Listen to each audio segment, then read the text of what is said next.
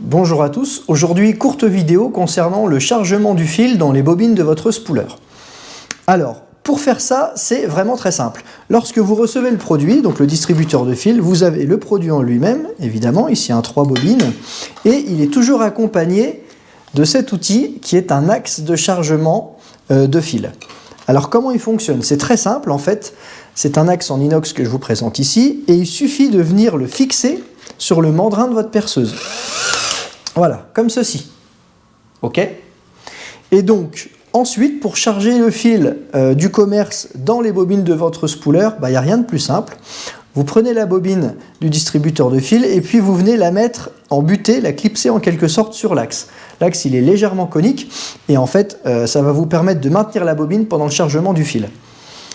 Donc ensuite, une fois que la bobine elle est en place, alors je vais vous donner un petit repère pour charger le fil dans le bon sens du premier coup. La face pleine de la bobine, donc la face qui est gravée ici, doit faire face à la perceuse. Voilà, comme ceci. Là, on est sûr d'être dans le bon sens pour enrouler le fil et la perceuse est réglée en mode vissage, donc la bobine tourne dans le sens horaire. Donc une fois que la bobine elle est en place, il suffit de venir attacher le nylon sur la bobine. Donc pour ça, il y a deux techniques, deux solutions.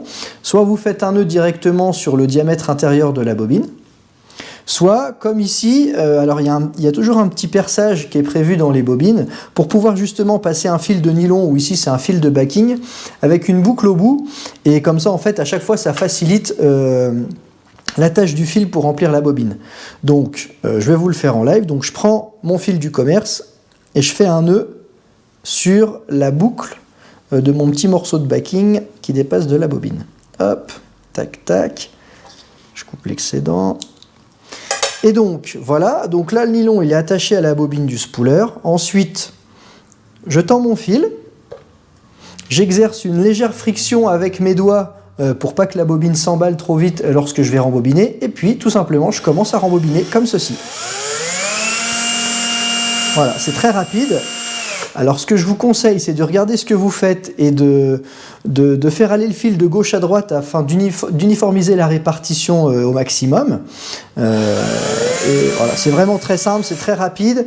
Et pour vous donner un ordre d'idée, pour transférer 100 mètres de nylon, ça va vous prendre moins d'1 minute par bobine. Donc vous procédez de la même façon pour chacune de vos bobines. Et on va vous faire une seconde vidéo pour vous montrer l'installation de ces bobines pleines de fil dans votre spooler. À bientôt!